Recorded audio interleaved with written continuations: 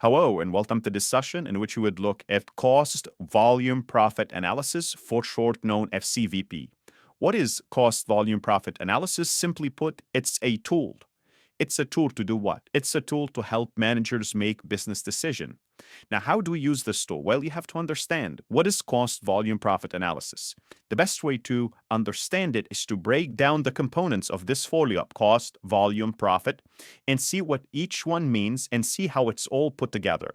Starting with the cost. What is cost? What do we know about cost? Well, we have two types of cost. We need to understand that we have variable cost that varies with the production, with the selling of each additional unit will incur this cost. So it varies with sales, it varies with production.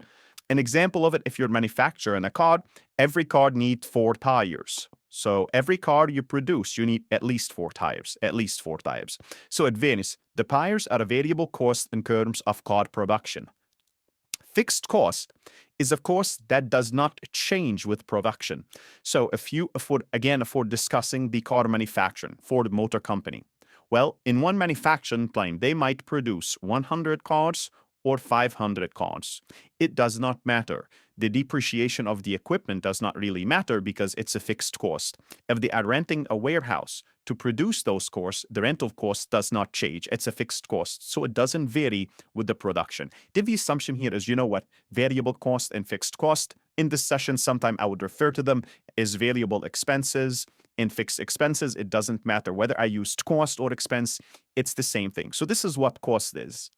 Volume. What is a volume? Volume deals with quantity of units sold or produced. Okay, so we need to understand what is a quantity. Well, the quantity is if you sold 100 unit, well, that's the quantity of the unit, 100 unit. And if you produce 100 unit, that's the quantity 100 unit. So there's the relationship between cost, volume, and profit. And all what we're seeing here, volume do matter, especially when we are dealing with variable cost. Remember, variable cost varies with the number of unit produced or the number of units sold. So that's why quantity is important. The third component is profit. What is profit? Now let's think about profit. How do we make a profit? Well, let's think about it for a moment. We sell something, we have sales, then we have to deduct from the sales the cost. Well, remember, what is cost? Cost, we have variable cost or variable expense and fixed cost. Once we take the sale, deduct our cost, we should come up with our profit or net operating profit. Simply put, we're going to take sales. And what is sales? Let's break down sales. How do you know what sales is? Sales is the selling price. Whenever you're selling, that unit price is times the quantity sold. How many units you sold times the price gives your sales. From the sales, you are going to deduct your variable cost. What is variable cost? It's your variable cost per unit times how many quantity you sold. So Q is the same. So if you sold 10 units, well, you sold 10 units, the variable cost of 10 units will need to be expense or cost.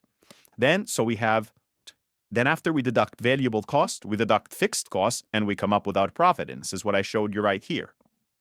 Sales minus variable cost minus fixed cost equal to your profit. Now, here's what you need to know. A term you need to know. Selling price minus variable cost equal to something called contribution margin. So selling price, so if you're selling something for $10, it has a variable cost of 4. We would say 10 minus 4 equal to 6. We say the 6 is the contribution margin per unit. Now, if you're selling 100 unit, you multiply this by 100, you multiply this by 100, and the contribution margin will change. But nevertheless, it's the same concept. That's the contribution margin. So 6 is the contribution margin per unit. Now, this is the contribution margin income statement.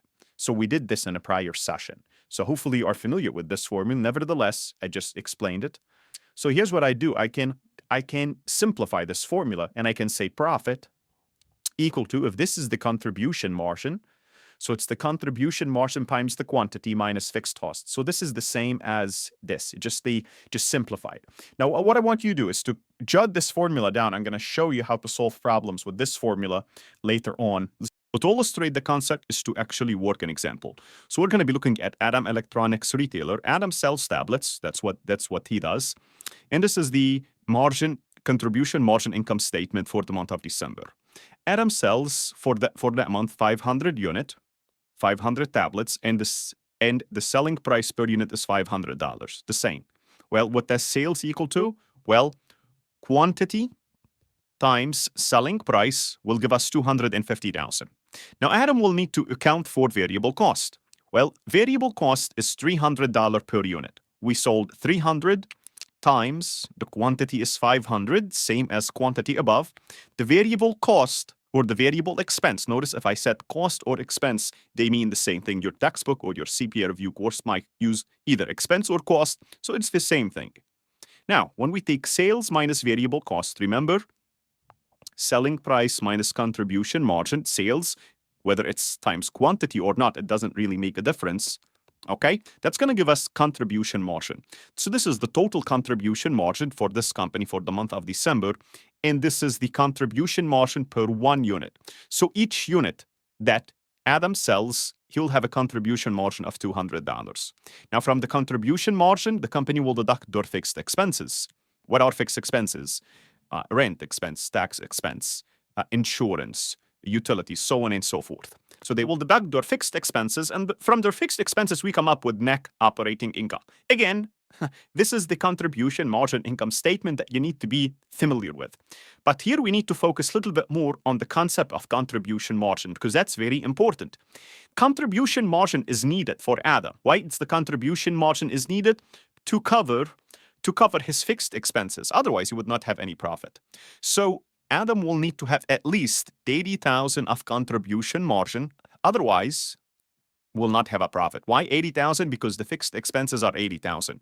Give me 80,000 or I'm gonna be not profitable. Okay. So the contribution margin per unit is $200. So it's very important to understand what does this 200 means. So I'm gonna have to explain it to you. Think about a bucket. So we have a bucket. So I'm just gonna draw a bucket. I'm not really good at drawing, but you guys will get the point. So this is a bucket, and this bucket is called fixed cost bucket, fixed cost or fixed expenses. And this bucket is $80,000, needs $80,000. What does that mean? It means before Adam makes a profit, and this is the profit bucket. This is the profit bucket. This is the profit. Before Adam starts to make a profit, simply put, let's assume there's basically, once this is filled, it will go to the profit. So what does that mean? It means for every unit we sell, we put here $200. $200. We keep on, this $200 will keep on going toward the fixed cost until the fixed cost bucket is full. Once the fixed cost bucket is full, if we add 200, it's going to go to the profit bucket because the fixed cost has been filled. So that's why it's very important to understand the role of the contribution margin per unit. Now we can now compute how many $200 do we need to fill out the bucket. How many? How many do we need to fill out the bucket to complete our fixed cost? Well, simply put, if we know our fixed cost is 80,000, 80,000 divided by $200, which is the contribution margin per unit, what does that mean? It tells us we need 400 tablets. Once we sell 400 tablets, if this is empty, once we sell, so 200 times 400, okay? So once we sell 400 buckets, 400 tablets, the bucket of fixed cost is filled, and every additional unit we sell, it's going to put the 200 in the profit bucket. So this is the importance of it. So let me show you exactly what does it look like from a contribution margin income statement, assuming we sell 400 units. If we sell 400 units, 400 units times 500, our sales is 200,000. Variable expenses, $300 per unit times 400 unit, 120,000. Our contribution margin is 80. And voila, fixed expense is 80. We don't make any profit. So at this point, what happened is this, that fixed cost bucket is filled. We fill out that fixed cost bucket. So if we sold 400 unit, I showed you it, we'll fill it. So this is called also the break-even point, which is profit equal to 0. And when does the profit equal to 0? We'll talk about the break-even in a separate recording, is when the contribution margin equal to the fixed cost.